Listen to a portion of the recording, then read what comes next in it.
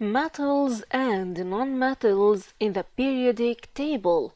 We will explain how the metals and nonmetals are distributed in this table and the differences between them. This figure 12.3 on page 100 will show us where metals and nonmetals are existed.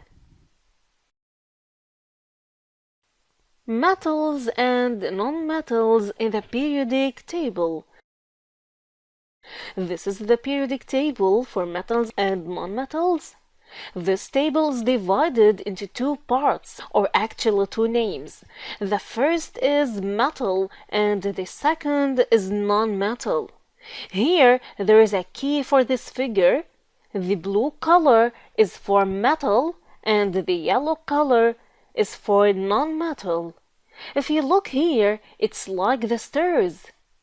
Notice on the right of this stair, they are non-metals, while on its left, they are all metals. So what can we say? We can say that these are the non-metals that are existed in the periodic table, while from here to the left, they are the metals that are existed in the periodic table. And as usual, there is an exception here. Like for example, this element called arsenic with a molecular formula As, it is located here from this side at the right of the stair.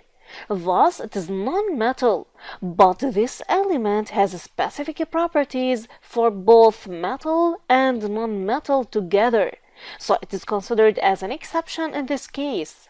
So again, the elements that are located to the right of this stair are called the non-metals, whereas the elements that are located to the left of this stair are called the metals.